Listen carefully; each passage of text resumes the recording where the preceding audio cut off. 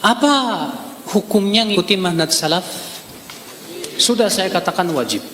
Apa hujah dan dasar Anda bahwa ngikutin manhaj salaf itu wajib? Saya bawakan dalil-dalilnya. Yang pertama, surat An-Nisa ayat 115. Allah Subhanahu wa taala berfirman, "Wa man yushaqiqir rasula min ba'di ma tabayyana lahul huda wa yattabi' ghayra sabilil mu'minin, nuwallihi ma tawalla wa nuslihi jahannam wa sa'at masira." Siapa yang mengikuti Rasul setelah jelas kepada dia petunjuk dan mengikuti selain jalan kaum mukminin. Perhatikan, kaum mukminin ketika turun ayat ini siapa? Sahabat. Berarti ayat ini tegas menunjukkan bahwa orang yang tidak mengikuti manhaj mereka, Allah katakan apa? Nuwallihi ma tawalla. Kami akan biarkan ia leluasa dalam kesesatannya. Wa nuslihi jahannam, dan kami akan bakar ia dengan dalam neraka jahannam. Wa sa'at masyara, dan itu seburuk-buruknya tempat kembali. Dalil yang kedua tadi sudah kita sebutkan, At-Taubah ayat 100. Allah berfirman, "Wasabiqunal awwalun minal muhajirin wal ansar walladzina ittaba'uuhum bi ihsan radhiyallahu anhum wa radu an." Dalil yang ketiga, sabda Nabi sallallahu alaihi wasallam pun juga sudah saya sebutkan tadi. Apa kata Rasulullah? Khairun nasi qarni, thumma alladzina yalunahum, thumma alladzina yalunahum. Sebaik-baiknya manusia generasiku, kemudian setelahnya, kemudian apa? Setelahnya. Persaksian langsung dari Rasulullah bahwa manusia terbaik siapa?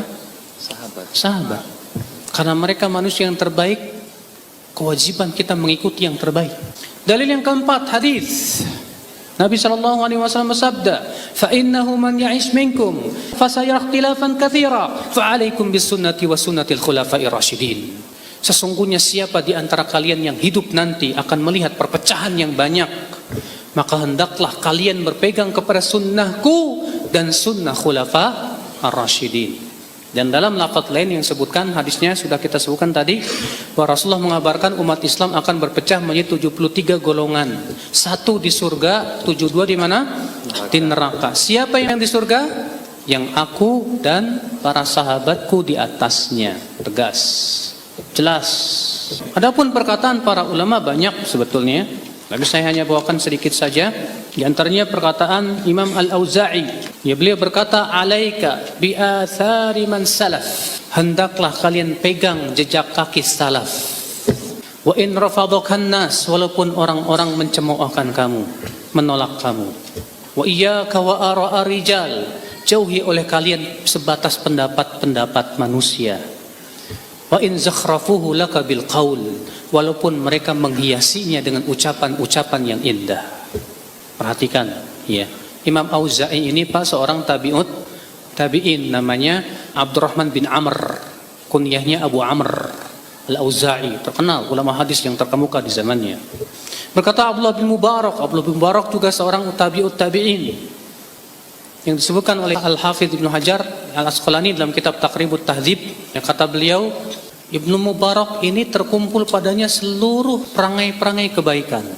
Beliau ulama, beliau mujahid, beliau donatur, dermawan, beliau faqih, beliau juga ahli sejarah, beliau juga ahli qiraat. Banyak seluruh ilmu beliau kuasai, seluruh keutamaan beliau kuasai, Pak. Abdullah bin Mubarak berkata, kata beliau, ambillah, jadikan sebagai sandaran kamu adalah athar, yaitu Al-Quran dan hadis, dan ambillah dari pendapat yang menafsirkan hadis dengan benar. Maka pendapat yang benar yang dimaksud oleh Abdullah bin Mubarak, kata para ulama, yaitu pemahaman para sahabat Rasulullah sallallahu alaihi wasallam.